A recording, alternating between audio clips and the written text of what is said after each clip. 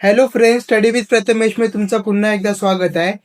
आजच्या व्हिडिओमध्ये आपण रिअल टाइम सिस्टीम हा क्वेश्चन लास्ट टाइम मी जे इम्पॉर्टंट क्वेश्चन त्यामध्ये पण मी दिला होता की रिअल टाइम सिस्टीम हा क्वेश्चन एक्झामला विचारला गेलेला आहे. त्याचप्रमाणे आजच्या व्हिडिओमध्ये आपण डिस्ट्रीब्युटेड ऑपरेटिंग सिस्टीम आणि जी अँड्रॉइड ऑपरेटिंग सिस्टीम आहे म्हणजेच तुमची मोबाईल ऑपरेटिंग सिस्टीम ती पण आजच्या व्हिडिओमध्ये आपण बघणार आहोत. तो हॅलो गाईज, माझं नाव आहे प्रथमेश चव्हाण आणि आपण इथं थर्ड इयरसाठी लेक्चर सुरू केले ऑपरेटिंग सिस्टीमचे. जर तुम्ही पहिली व्हिडिओ पाहिली नसेल तर ती व्हिडिओ बघून या पहिले ऑपरेटिंग सिस्टीमची, ज्यामध्ये सर्व type of operating system me explain केलेले आहे. आजच्या व्हिडिओमध्ये पण आपण थेअरीचे जेवढे काही थेअरीचे क्वेश्चन आहेत ऑपरेटिंग सिस्टीमची टाईपबद्दल ते आपण कव्हर करणार आहोत. जर तुम्ही सपोर्ट केलात, कमेंट केलात, लाईक केलं तर तुम्हाला नक्कीच नेक्स्ट पार्ट भेटेल. हेच तुमचे नोट्स आहेत, हेच तुम्हाला प्रिफर करायचे आहेत. एक्झामच्या प्रिपरेशनसाठी पण तुम्ही हेच नोट्स प्रिफर करा. तर पहिल्यांदा बघूया रिअल टाइम सिस्टीम म्हणजे की काय. बघा, control and environment by receiving data, processing them and taking actions or returning result very quickly to affect the functioning of the environment at that time is called as a real time system. That means what? A control and environment म्हणजे environmentला control करण्यासाठी by receiving data receive करण्यासाठी, त्याच्यावर processing करण्यासाठी आणि त्याच्यावरती action घेण्यासाठी, returning result करण्यासाठी very quickly to affect the functioning of the environment. त्या फंक्शनिंगला अफेक्ट करणारी जी कोणती सिस्टीम आहे त्या सिस्टीमला एक पर्टिक्युलर टाईममध्ये ते अफेक्ट केला होतं, फंक्शनिंग केली जाते, त्यालाच आपण काय म्हणतो, real time system. Real time system म्हणजे काय, याचा एक्झाम्पल समजून घ्यायचं. तुम्हाला स्पेसिफिक वर्क कम्प्लीट करायचा आहे तर तो स्पेसिफिक वर्क डेटा प्रोसेसिंगचा असू दे किंवा कोणता पण टास्क असेल तो एक पर्टिक्युलर टाईममध्ये कम्प्लीट झाला पाहिजे. रिसिव्हिंग ऑफ डेटा, प्रोसेसिंग करायचं असेल, कुठली ॲक्शन करायचं असेल किंवा रिटर्निंग रिझल्ट करायचा असेल तर तो एकदम quickly affected of functioning environment त्या पर्टिक्युलर टाईममध्ये at that time is called as a real time system. Okay, पुढे बघा. Correctness of the computation depends not only on the logical correctness but also on the time at which the result is produced. What do you mean by these lines? Okay, correctness of computation म्हणजे जे काय correctness तुमच्या computation म्हणजे जे कॉल्क्युलेशन मध्ये correctness आहे ते depends not only on logical correctness, ते लॉजिकल करेक्टनेस वरतीच फक्त डिपेंड राहणार आहे, तर but also on the time at which the result is produce. जो टाइम मध्ये तुमचा जो रिझल्ट प्रोड्यूस होणार आहे ते पण त्याच्यावरती खूप डिपेंड राहणार आहे. The key measure is the response time. What is the key measure in this time? Response time आहे ना, तर हा त्याचा काय असणार आहे, मेजर की असणार आहे. कशाचा? Response time. ओके, कुणाचा? रिअल टाइम सिस्टीमचा. हे 3 पॉईंट लिहा. अजून तुम्हाला 2 पॉईंट देतो. तुम्हाला सिम्पल जितकं करायचा प्रयत्न करीन ते मी करणार आहे. आणि एक्झामला असं पण विचार होते की ते टाईप काय आहेत रिअल टाइम सिस्टीमचे. तर टाईप काय आहेत? Hard real time system, soft real time system. Hard म्हणजे की काय, समजा जो टास्क आहे तो कम्प्लिटली म्हणजे क्रिटिकल टास्क जो असेल ना तो कम्प्लीट झालाच पाहिजे त्या पर्टिक्युलर टाईममध्ये.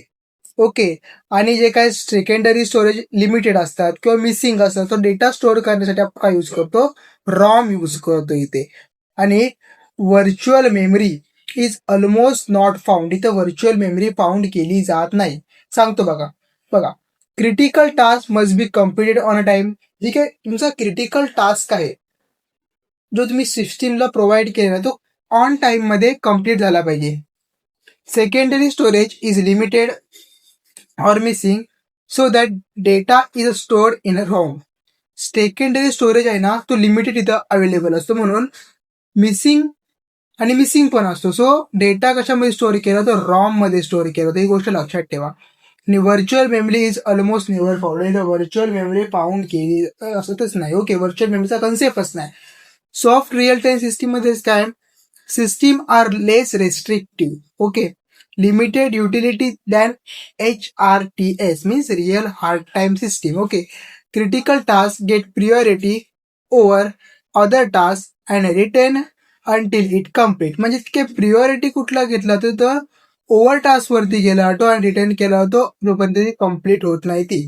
सो यालाच आपण काय म्हणतो, सॉफ्ट टाइम सिस्टीम आणि रिअल टाइम सिस्टीमचे जो 2 टाईप आहेत. ओके, पुढे बघायचे ॲडव्हान्टेजेस तुम्ही काय देऊ शकता. तर ॲडव्हान्टेजेसमध्ये fast response time, high accuracy and reliability, efficient resource utilisability, suitable for the critical application, continuous monitoring and control. Okay, हे जे ॲडव्हान्टेजेस आहेत ते तुमच्या नोट्समध्ये लिहून ठेवा. ओके, आता पुढे बघा disadvantage. Complex design and implementations, high development cost, limited flexibility, hardware and software dependency, system failure may causes serious consequence.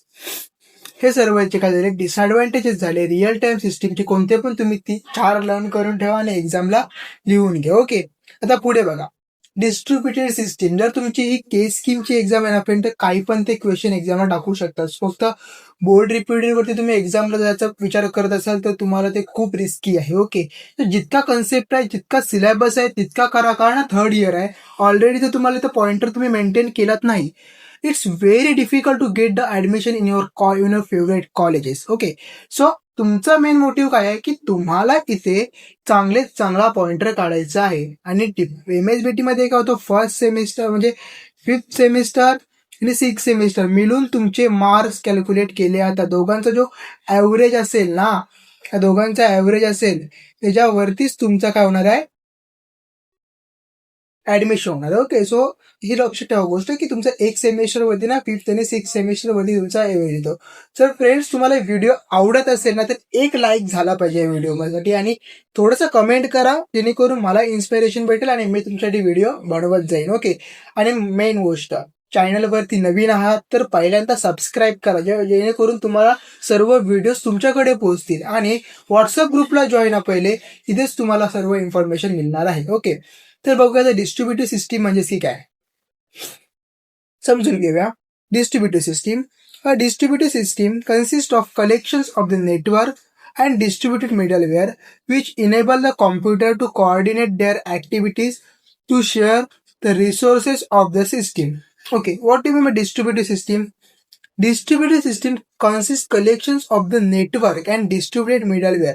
म्हणजे हा एक कलेक्शन आहे का नेटवर्कचे कलेक्शन आहेत आणि ते डिस्ट्रीब्युट कुठे करतात, मिडलवेअरला, which enable the computer to coordinate their activity. आणि तो इनेबल काय करतो, तो कॉम्प्युटरला कोऑर्डिनेट करतो, जे ऍक्टिव्हिटीला कोऑर्डिनेट कर to share the resources of the system, to रिसोर्सेसला शेअर करण्यासाठी. हे डिस्ट्रीब्युटेड सिस्टीम आहे. ओके, पहिल्यांदा त्याची डायग्राम बघून घ्या म्हणजे तुम्हाला आयडिया येईल. ही एक मशीन आहे, ही बघा, ही एक मशीन आहे, ही एक मशीन आहे, ही एक मशीन आहे. ओके, हा डिस्ट्रीब्युटेड ॲप्लिकेशन असेल, हा डिस्ट्रीब्युटेड ऑपरेटिंग सिस्टीम असेल, हा कर्नल असेल, हा कर्नल असेल, हा कर्नल असेल आणि नेटवर्क असेल. ओके, सो ही तुमची डायग्राम आहे. पहिल्यांदा एक्झामला डायग्राम काढून घ्या म्हणजे तुम्हाला समजून जाईल की तुम्हाला नेमकं काय लिहायचं आहे. ओके, आणि डिस्ट्रीब्युटेड ऑपरेटिंग सिस्टीममध्ये इथं डिस्ट्रीब्युटेड ऑपरेटिंग सिस्टीम असते, तो तुम्ही लिहायला विसरू नका. हे डायग्राम ॲक्युरेट काढून घ्या. दुसरा पॉईंट बघा काय, second, the process communicated with one another to the various communication lines such as the high speed buses or the telephone lines. म्हणजे काय की दोघांपासून म्हणजे ही सिस्टीम आहे आणि ही सिस्टीम आहे, दोघं एकमेकांपासून कम्युनिकेट करतात through the middleware. Okay, middleware पासून ते कम्युनिकेट करतात, पण ते कशा करतात सर, लाईन्सनी करतात, such as high speed buses or the telephone lines. For example हे बघा, हे जे लाईन्स आहेत ना, ह्या लाईन्स पासून ते कम्युनिकेट करतात गाईज. ओके, हे तुम्हाला दिसेल आता, हा बघा, हे लाईन्स आहेत ना त्यापासून ते कम्युनिकेशन करतात. हे लाईन आहे त्यापासून ते कम्युनिकेशन करतात, हे लाईन आहे ते कनेक्टिव्हिटी करतात. हा मिडलवेअर आहे, याला मिडलवेअर होते, तुम्ही मिडलवेअर टाका, मिडलवेअर ऑपरेटिंग सिस्टीम. ओके, पुढे बघा, हा पॉईंट समजला. आता पुढचा पॉईंट बघूया काय इम्पॉर्टंट आहे की बघा, the middleware enables the computer to coordinate their activities and share the resources of the system. Guys, ही डायग्राम तुम्ही काढू नका, पहिल्यांदा ही डायग्राम नका काढू, कारण की मी तुम्हाला एक्झॅक्टली करेक्ट डायग्राम तुम्हाला देतो व्हॉट्सअप ग्रुपवरती. जॉईन असेल तर तुम्हाला तिथे डायग्राम मिळेल, नाहीतर मिळणार नाही. ही डायग्राम फक्त मी एक्सप्लेनेशनसाठी दिली, पण जी मेन डायग्राम आहे, जी माझ्या नोट्समध्ये अवेलेबल आहे, ती तुम्हाला मी तिकडे प्रोव्हाइड करतो. सो ही डायग्राम काढू नका. The middleware enables the computer to coordinate their activity and share the resources of the system. मिडलवेअरचं काम काय आहे की इनेबल करणार computer to coordinate their activities and share the resources of the system. Middleware is a bridge that connected a distributed application across a dissimilar physical location with dissimilar hardware platform, network technology, operating system and the programming language. Middleware काय तर एक bridge आहे that connect काय करतो distributed ऍप्लिकेशनला across dissimilar physical location with the dissimilar hardware platforms, network technology, operating system and programming language. म्हणजे एकंदरीत इथे काय दिलंय की एक मिडलवेअर तो काय करणार आहे, तो कनेक्ट एक ब्रिजचा रोल करतो. तो काय करणार आहे, ब्रिज करणार आहे. म्हणजे ती मी माझी डायग्राम आहे त्यामध्ये हा मिडलवेअर आहे. हा मिडलवेअर काय करतो, कनेक्ट करतो ह्या सिस्टीमला आणि ह्या सिस्टीमला. आणि त्याच्यामध्ये नेटवर्कचे जे टेक्नॉलॉजीज आहेत किंवा ऑपरेटिंग सिस्टीम किंवा प्रोग्रामिंग लँग्वेज ते काय करत आहेत, हार्डवेअर प्लॅटफॉर्म पासून सर्व ट्रान्सफर करत आहे. ओके, सो याचं मिडलवेअरचे काम आहे.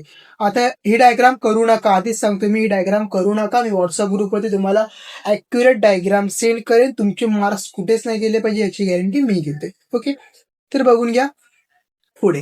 Advantage and disadvantage. Resource sharing असेल, हाय रिलायबिलिटी असेल, फास्टर प्रोसेसिंग असेल, स्कॅलेबिलिटी असेल, बेटर कम्युनिकेशन असेल, हे ऍडव्हान्टेज आहेत डिस्ट्रीब्युटेड सिस्टीमचे. आणि डिसएडव्हान्टेज म्हणजे की काय, कॉम्प्लेक्स डिझाईन आहे, सिक्युरिटी इश्यू आहे, नेटवर्क डिपेंडन्सी आहे, हायर मेंटेनन्स कॉस्ट आणि डिफिकल्टी ट्रबल शूटिंग. हे सर्व काय झाले डिसएडव्हान्टेज झाले डिस्ट्रीब्युटेड सिस्टीमचे. इथे तुम्हाला नोट्स सर्वकडे प्रोव्हाइड तरी तुम्हाला कुठेच नोट्स प्रोव्हाइड केला नाही, कुठलाच चॅनल तुम्हाला नोट्स देणार नाही. तुमचं काम एकच आहे की लाईक करायचं आणि जास्तीत जास्त मेन कमेंट्स करा. गाईज तुम्ही कमेंट्स नाही करत आहात, तुमच्या फ्रेंड्सना शेअर नाही करत आहात. लास्ट व्हिडिओला फक्त 175 व्ह्यूज मी एक्सपेक्ट पण नाही केलं. जास्तीत जास्त व्ह्यू द्या व्हिडिओला. ऍट द एंड पर्यंत व्हिडिओ बघा, तेव्हाच तुम्हाला समजेल. बघा, mobile operating system. Mobile operating system मध्ये काय येतो, अँड्रॉइड. अँड्रॉइड सर्वांना माहिती, तुम्ही आता काय यूज करताय मोबाईलमध्ये, तर अँड्रॉइड. कोण कोण हाय टेक्नॉलॉजी लोकच आयपॅड पण यूज करतात, iOS यूज करतात. सो मोबाईल ऑपरेटिंग सिस्टीम मध्ये पहिला अँड्रॉइड आहे. तर अँड्रॉइड समजून घे. Android is the mobile operating system developed by Google based on the modified version of the Linux kernel and other open source software and designed primarily from the touchscreen devices. समजला Android काय, तर Android कोण develop केलाय, तर गुगलने केलेला आहे. Based on कोणाच्या मॉडिफिकेशन, लिनक्स कर्नल और other open source software and design primarily for touchscreen devices. Okay, तर पुढे बघूया. Android applications are usually developed in the Java language, okay, and using the Android Software Development Kit ASDK use करून काय केलं, software development use करून जावा language मध्ये अँड्रॉइडचं application develop केलेलं आहे. Android application can be packaged easily and sold out either through the store such as Google Play, Slide MI, open MongoDB. हे सर्व काय केलं, त्या या गोष्टीवरती काय केलं, तर पॅकेज इझिली त्यांनी काय केलं, अवेलेबल करून दिलेले आहे, त्यांनी सोल्ड केले आहे. ओके, तर युजर, एक second guys, give me 1 minute. The user is the mainly based on the direct manipulation using the touch input that loosely corresponding to the real-time word actions like swapping, tapping, pinging, and reverse pinching of manipulate on the screen object along with the virtual keyboards. म्हणजे की काय अँड्रॉइडने काय provide केलं, तर तुमच्या तो Android तुम्ही use करता, त्याच्यामध्ये काय काय यूज प्रोव्हाइड केले, तर रिअल वर्ड ऍक्शन आहे तुझ्यामध्ये. मग तुम्ही क्लिक करा तर क्लिक होईल, बटनला ओपन करा तर व्हॉट्सअप ओपन केला तर व्हॉट्सअप ओपन करेल. तुम्ही स्वॅपिंग करू शकता, टॉपिंग करू शकता, पिंचिंग करू शकता, रिव्हर्स पिंचिंग करू शकता, मॅन्युप्युलेशन असेल, काही सुद्धा तुम्ही तुमच्या अँड्रॉइडमध्ये करू शकता. त्यामुळे तुम्हाला कळायला चांगले बेनिफिट्स इथे मिळालेले आहेत. म्हणून अँड्रॉइड आत्ताच्या जनरेशनमध्ये खूप हाय लेवलला आहे. ओके, तर बघा ऍडव्हान्टेजेस काय याच्यामध्ये, की ओपन सोर्स आहे. पहिल्यांदा ओपन सोर्स ऑपरेटिंग सिस्टीम आहे अँड्रॉइड, हे लक्षात ठेवा. प्लस युजर फ्रेंडली इंटरफेस आहे, सपोर्ट मल्टीटास्किंग करतो, large number of application available आहे, हाय कस्टमायझेबिलिटी आहे. पण डिसएडव्हान्टेजेस काय, secure vulnerability, high battery consumption, device fragment update causes issues, performance may vary across devices. हे सर्व काय झाले ऍडव्हान्टेजेस आणि डिसएडव्हान्टेजेस झालेले आहेत. सो इतकंच आजच्या व्हिडिओमध्ये होतं. जर व्हिडिओ आवडला असेल तर लाईक करा, कमेंट करा आणि चॅनलला सबस्क्राईब करून घ्या. मिळूया पुढच्या व्हिडिओमध्ये काय, तोपर्यंत बाय बाय.